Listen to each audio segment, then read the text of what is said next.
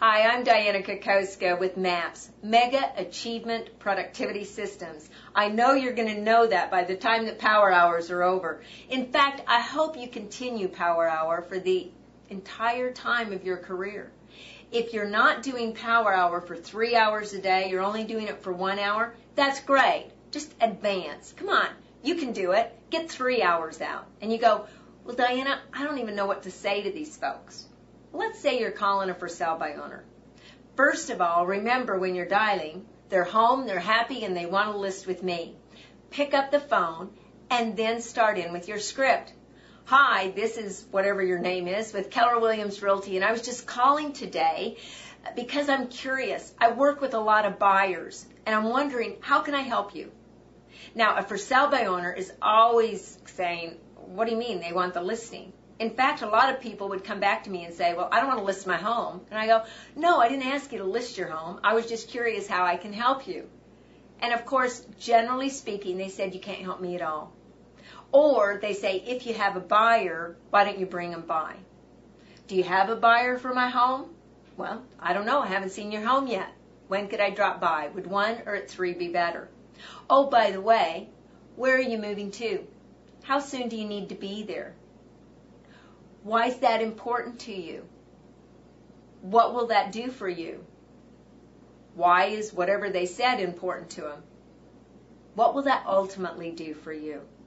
And you're sitting there saying, well, you're just saying the same thing over and over again.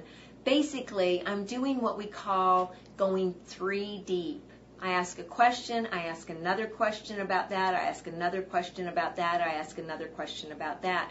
And when I get to ultimately, what will that do for you? Well, you know what? They start telling me their feelings. Now remember, logic makes them think and emotion makes them act.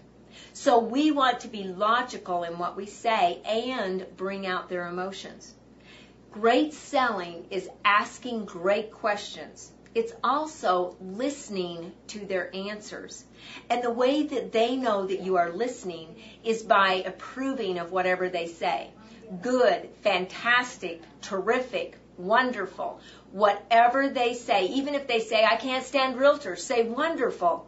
You know, it's amazing. I have to work with these people each and every day. Just think what I go through. And they'll start laughing about that. You don't think that'll work? Ask Chris Heller, who listed over $1 million expired listing because somebody started in with him about how terrible realtors were, and he used that script. You're kidding. I don't blame you. Just think about me. I have to work with these people each and every day. The guy started laughing. He got the appointment. Will you get the appointment today? Only if you know what to say. A lot of times these people say, well, if you have a buyer, bring them by. And I would always say, oh, have other agents said they would do that? And they go, well, yes. And I go, well, may I be honest with you about why that concerns me, that an agent would tell you that? Number one, I can't tell you how many times I've been asked to pose as a buyer for a for sale by owner and play like I'm the buyer. Secondly, though, let's just say that 1/4 of your income, because the average agent right now, according to the National Association of Realtors, sells 1 home every quarter or 4 homes a year. Now, with that being the national average, Mr. or Mrs. Seller, I'm just curious. If you had 1/4 of your income riding on selling a home, would you find an unsecured listing, which is what we call for sale by owners, or a secured listing, which is listed with a realtor?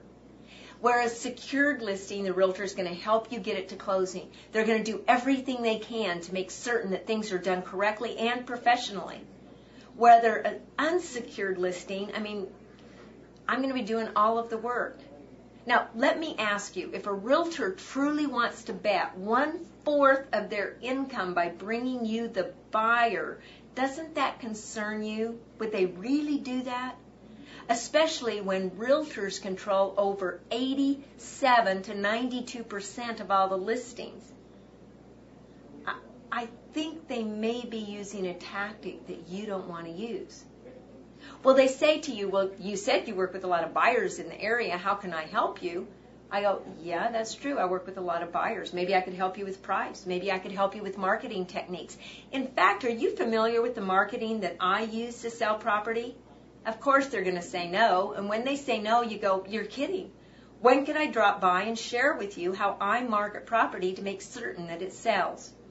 And if they go, well, I don't want to list with you, just say, that's great. I understand. Let me go ahead and come by. After all, the worst thing that can happen is that you can find some marketing techniques that may help you. Well, of course, they'll let you come by, and when you're there, make certain that you know all the answers to the questions I gave you earlier. Where are you moving to? How soon do you have to be there? What will that do for you? Why is that important? Ultimately, what will that do for you? To where you understand their motivation. And then when you get there, make certain you give them a problem presentation, not a listing presentation.